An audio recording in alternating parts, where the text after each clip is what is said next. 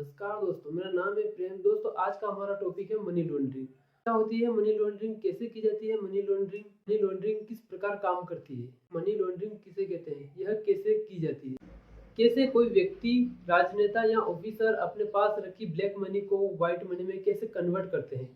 इन सभी सवालों का जवाब आज की इस वीडियो में हम समझेंगे। तो चलिए शुरुआत करते हैं हमारे आज के इस वीडियो की। दोस्तों, मनी लॉन्ड्रिंग को समझे उससे पहले हमें समझना होगा मनी लॉन्ड्रिंग शब्द की शुरुआत कहाँ से हुई थी, किस देश से शुरुआत हुई थी इसकी। तो दोस्तों, मनी लॉन्ड्रिंग शब्द की शुरुआत संयुक्त राज्य अमेरिका में सबसे पहले हुई थी माफिया समूह के द्वारा। संयुक्त राज्य अमेरिका में माफिया समूह के द्वारा इसकी शुरुआत की गई थी। माफिया समूह ने जबरन धन वसूली और गैम्बलिंग यानी कि जुए से अत्यधिक मात्रा में पैसे इकट्ठे कर लिए और इस पैसे को वैध रूप में दिखाने लगे। तभी से संयुक्त राज्य अमेरिका में 1980 के दशक से मनी लॉन्ड्रिंग काफी चर्चा का विषय बना हुआ है। मनी लॉन्ड्रिंग के माध्यम से धन को ऐसे कामों या निवेश में लगाया जाता है कि जांच करने वाली एजेंसियां भी धन के मुख्य सोर्स का पता नहीं लगा पाती है। जो व्यक्ति धन की हेराफेरी करता है उसको लॉन्डर कहा जाता है। मनी लॉन्ड्रिंग में इलीगल तरीके से कमाई गई ब्लैक मनी व्हाइट होकर अपने असली मालिक के पास आ जाती है। चलिए अब समझते हैं मनी लॉन्ड्रिंग की प्रक्रिया क्या होती है, कैसे की जाती है मनी लॉन्ड्रिंग। चलिए तो समझते हैं मनी लॉन्ड्रिंग की प्रक्रिया। समझेंगे कि कैसे ब्लैक मनी को व्हाइट मनी किया जाता है। तो मनी लॉन्ड्रिंग में 3 चरण होते हैं। पहला होता है प्लेसमेंट, दूसरा होता है लेयरिंग और तीसरा होता है एकीकरण। पहले चरण यानी कि प्लेसमेंट में क्या होता है, पहले चरण के अंतर्गत धन को यानी कि ब्लैक मनी को मार्केट में लाया जाता है। इसमें लॉन्डरर अवैध तरीके से कमाए गए धन को वित्तीय संस्थानों जैसे कि बैंकों और औपचारिक और अनौपचारिक वित्तीय संस्थानों में कैश को जमा करा देता है। इसके बाद दूसरी प्रोसेस शुरू हो जाती है लेयरिंग की। लेयर का मतलब होता है परत और लेयरिंग का मतलब होता है उस परत को छिपाना।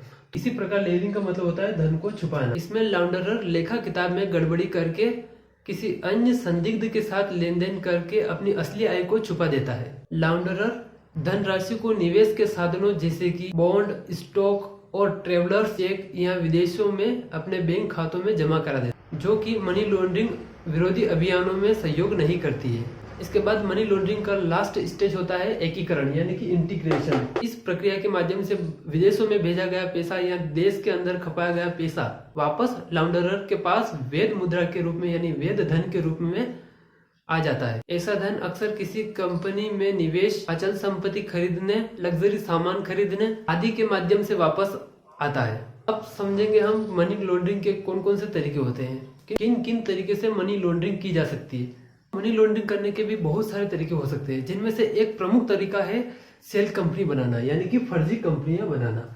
फर्जी कंपनी को सेल कंपनी भी कहते हैं। मनी लॉन्ड्रिंग करने के कई तरीके हो सकते हैं, जिनमें से एक प्रमुख तरीका है फर्जी कंपनी बनाना। फर्जी कंपनी को क्या कहते हैं, सेल कंपनी भी कहा जाता है। सेल कंपनी जो होती है वो वास्तविक कंपनी की तरह ही एक कंपनी होती है, लेकिन वास्तव में इनमें कोई संपत्ति नहीं लगी होती है और वास्तविक रूप से उत्पादन कार्य भी नहीं होता है। ये सेल कंपनियां जो है यह कागजों तक ही सीमित है, वास्तविक दुनिया में नहीं। लेकिन लॉन्डरर इन बैंकों की बैलेंस शीट में बड़े बड़े लेन देनों को दिखा देता है और कंपनी के नाम पर लोन ले लेता है और तो और सरकार से टैक्स में छूट भी प्राप्त कर लेता है, जिससे कि इनको आयकर रिटर्न नहीं भरना पड़ता है। और इन सब फर्जी कामों के माध्यम से वह बहुत सारा काला धन इकट्ठा कर लेता है। और यदि कोई थर्ड पार्टी वित्तीय अभिलेखों की जांच करना चाहती है तो तीसरे पक्ष को धन के स्रोत और स्थान के रूप में जांच को भ्रमित करने के लिए झूठे दस्तावेजों को दिखाया जाता है। तो फर्जी कंपनी जो होती है यानी कि जो सेल कंपनी होती है वो इस तरीके से मनी लॉन्ड्रिंग को बढ़ावा देती है। मनी लॉन्ड्रिंग के अन्य तरीके भी हैं, जिसमें किसी बड़े मकान, दुकान या मॉल को खरीदना लेकिन कागजों पर उनकी कीमत को बहुत कम दिखाना, जबकि उस खरीदी गई संपत्ति की वास्तविक बाजार कीमत बहुत ज्यादा है। ऐसा इसलिए किया जाता है ताकि कम टैक्स देना पड़े। इस प्रकार टैक्स चोरी के माध्यम से भी काला धन जुटाया जाता है। एक अन्य तरीके से मनी लॉन्ड्रिंग तब होती है जब लॉन्डरर कई माध्यमों से अपने धन को ऐसे देशों की बैंकों में जमा करा देता है जहां उसके खाते की जांच किसी अन्य देश की सरकार को नहीं होती है। इसका सबसे बड़ा उदाहरण स्विट्जरलैंड है, जहां पर बड़ी संख्या में भारतीयों का काला धन जमा है, जो कि मनी लॉन्ड्रिंग करके कमाया गया है। आई होप दोस्तों ये वीडियो आपको अच्छे से समझ में आया होगा। मिलते हैं नए वीडियो में नए टॉपिक के साथ, तब तक के लिए जय हिंद।